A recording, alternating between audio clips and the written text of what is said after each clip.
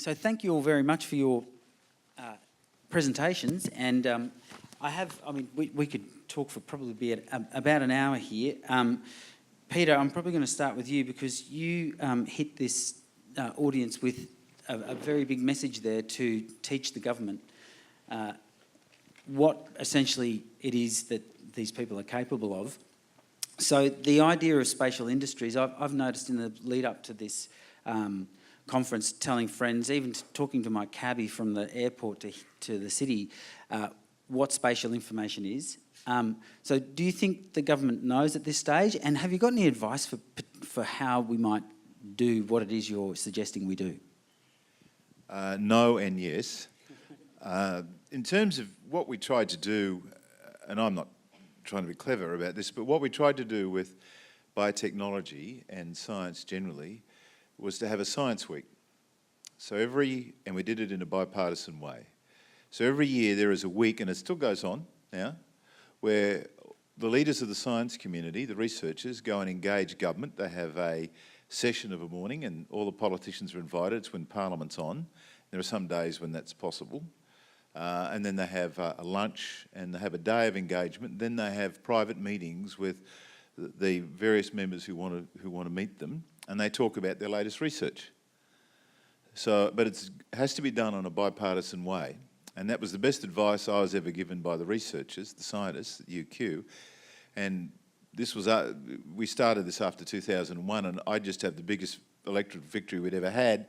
And they said, you know, this has got to be bipartisan. You'll be gone one day. It wasn't sort of how I was thinking at the time. But of course, everybody does go. And you've got to make certain that there is a bipartisan culture that supports innovation and supports research, because governments can be very unreliable, and mostly are, when it comes to funding. So it really has to be something that brings everybody in. And in fact, I encouraged Lawrence Springborg, who was the leader of the National Party and the leader of the Liberal Party, to come to a biotechnology conference in, I think it was in San Francisco, I can't remember. And we actually paid their airfares to come, so they got to understand it. And then out of that, you get a culture where people respect it. It's a lot easier to convince them about government decisions. But it's all about engagement.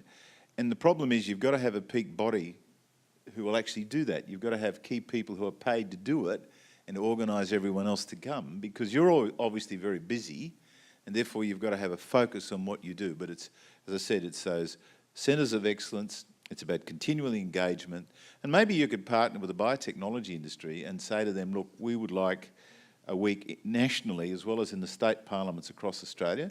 It's something we could share with our Indian colleagues, we could share with green cities. It doesn't matter, it's a globally applicable rule. And then wouldn't it be fantastic if everyone in the world, the major governments, understood the need for data and releasing it and sense benchmarks and standards about how to do it, because in the end, regulation needs to be important as well.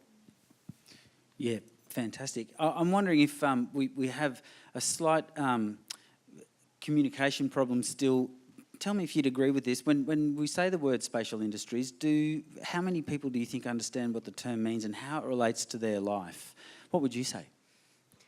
I'm supposed to know. And Tim and I caught up, 8 months ago, Tim, at a coffee shop on QUT campus, and I said, who are you? You're on my books. And you said, I'm the professor they brought in to do something about spatial information. I said, what's that? We both looked across the coffees and realised we had a bit of work to do. I think that either shows that I'm very naive, which I think I was at that point, and I should have been more educated. And I also think it's perhaps an indication that there are a lot of researchers, particularly in my field of sustainable development, who are so focused on understanding what the problems are and so focused on individual solutions around what can be done, that this, what I would call a meta-narrative, so the larger conversation around how you empower those solutions, is not being had. And I think that's where the opportunity lies that we're talking about here. I saw Jonathan was at the microphone. Would you like to ask a question, Jonathan? Yes, please. Thank you, Rubens. I have a question for Peter, and it's kind of a philosophical question, really. It seems to me that governments now are populated by politicians, not really by leaders, that they don't really aspire to be leaders even, they really aspire to be elected mostly. And I totally agree with the idea that if you provide them with data, they should actually be very excited about it. But in fact, if you use the United States as a model, what you end up seeing is that they're not interested in data, right? I mean, in fact, they cherry pick the data, right? They choose, for example, in the case of global warming, to say, oh, there's, 1% of these people are saying, nay, this isn't really true. Oh, there's this great disagreement that exists, right? Even now, the huge problem that the Pope has come out, because that represents a serious non-science part of the community that's in agreement. So I'd like to hear your attitude about this in terms of, and this, by the way, applies to India as well.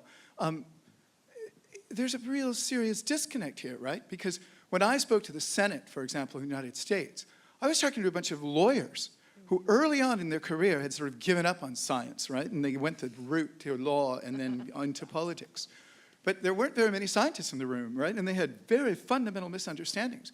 And it was a very remedial kind of education I had to give them to even get them on the same page. But it's worse than that, right? Because they're using science to manipulate people, saying, well, I'm not a scientist, but really the scientists don't agree about all this stuff, right? So I totally agree with what you're saying, but I'd like to hear how you think we might be able to implement what you're saying. And I'm going to give you the microphone, but I will just tell Jonathan that, as I said, Peter is probably the most science-friendly politician I've ever met, and I've been to that science meets parliament thing. Yeah, so he's got the right idea. He's not one of those people I think that you were referring to. But what would you say to that, Jonathan's question? You need a number of things, and I've lived in the US, as I said, for the last 7.5 years, so I've followed the sort of puerile debate and the stupidity. But you're not alone, sadly. We have the same thing in this country and other parts of the world. I think you need a champion, and therefore it's worth going to talk to some of the politicians and actually convince some of them. And all you've got to do is find the areas where they've got a critical mass of science or researchers or universities. So San Francisco, Massachusetts, San Diego, North Carolina, I mean, there's more than this, of course, but New York, and they're now doing a whole lot of innovative things. If you can get a senator and a congressman or congresswoman who is prepared to become the champion, then they can argue that within the halls of Parliament itself or the Congress itself. The other thing is, though, I'm happy to take the criticism for politicians because you're absolutely right. And a lot of that is because you get Fox News that dumbs down everything.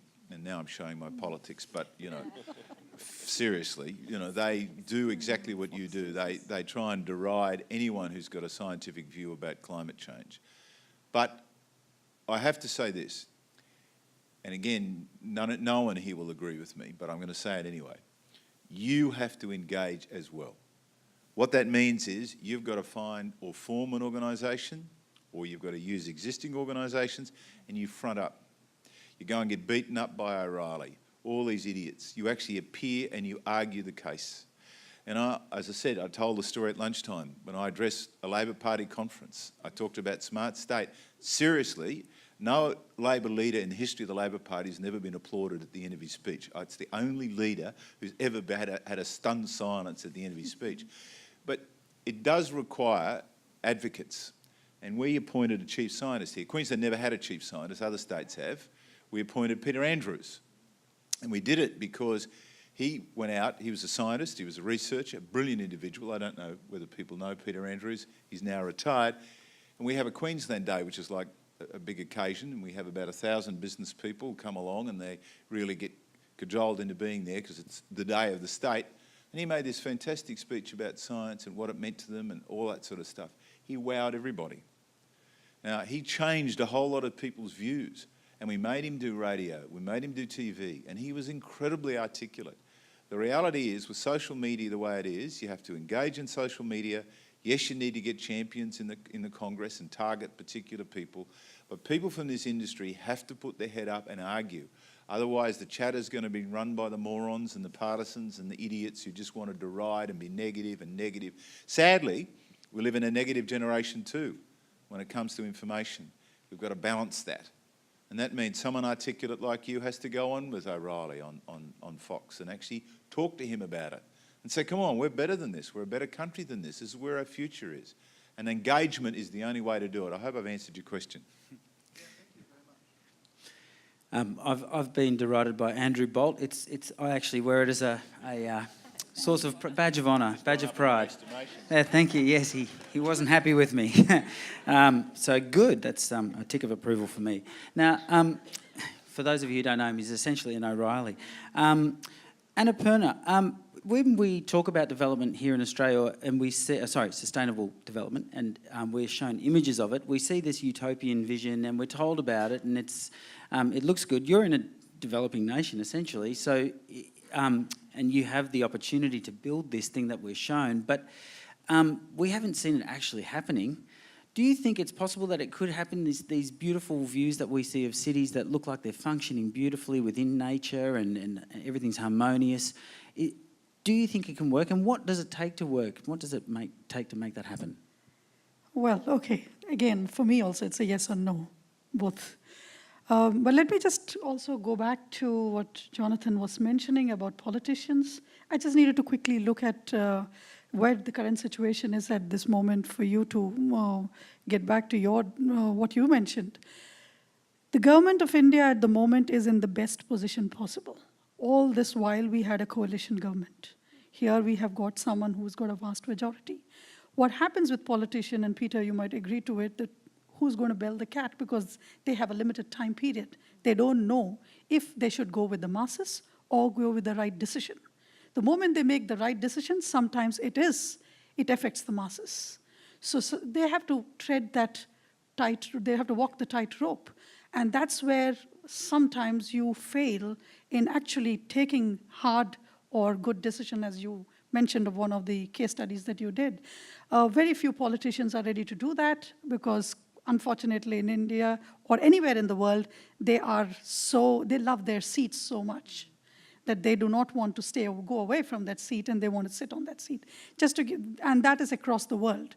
And hence, yes, what you mentioned, leadership is very important. As far as our condition is concerned, yes, we have the capabilities. But as I mentioned in the presentation, we do not have the capacity. We're talking about 1.2 billion people and growing. We are talking about all this light and fanfare is for the 250 million. India has to look at the 750 million who do not have access to anything at all. They do not have the infrastructure that we have. They haven't seen a bulb so far in the 21st century. It's a shame, but we are there. That's a reality. And if it's a good politician, then we would want Modi to take India and the 750 million people together. It is a challenge, but it's a doable challenge. We will have to see that the world changes its lifestyle. I will come back to that. I have to come back that unless the world doesn't change its lifestyle, we step down a little, the others cannot grow up. The others cannot step up. So I think it is doable, but you need the capabilities to do that, and it has to have a very different orientation. Yes, it's a gigantic number, 750 million people. And I'll make this my second last question and one more for Simway in a minute, but you did show us some statistics which I think most of us are familiar with, the incredible amount of energy it takes to grow wheat versus rice versus beef. Do you think maybe that's a government role there to maybe tax beef so that it's so... What would be the solution to a problem where everyone wants to eat beef, for instance? 750 million people can't have beef every night. So is there a way that we can enforce this kind of sustainable development through policy? India doesn't eat beef as much. Well, of course. Yeah. Sorry. Well, let's go. The statistics was of the globe. You make me feel like a cultural cringe there. So sorry, but pick another protein. Pick anything that runs around with eyes. Yeah, but you get the point. Sorry. Again, it's a change of lifestyle. What you need to do, if you have to look at the American culture, you would have temperatures of -3 degrees outside, but you would have people sitting in T-shirts or even with no T-shirts inside the house.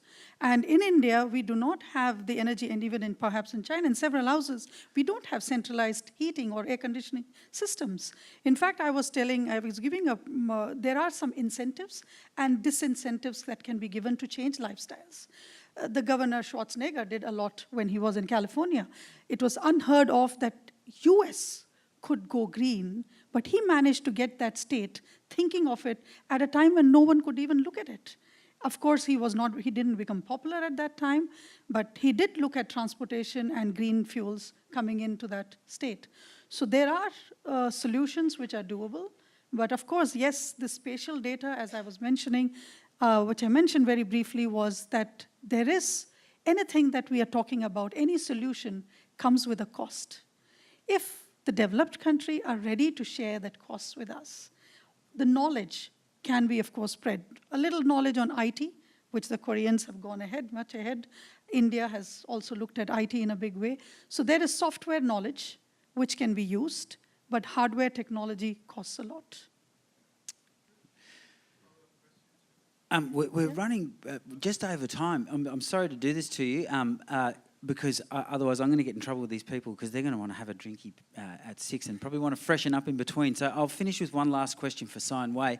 And we were having a chat earlier about this, and I only have one example that I asked you about, but in Sydney there's a building opposite the University of Technology in Sydney which sort of is a little bit polarising. It's a building where they've grown lots and lots of foliage up the side of this tree.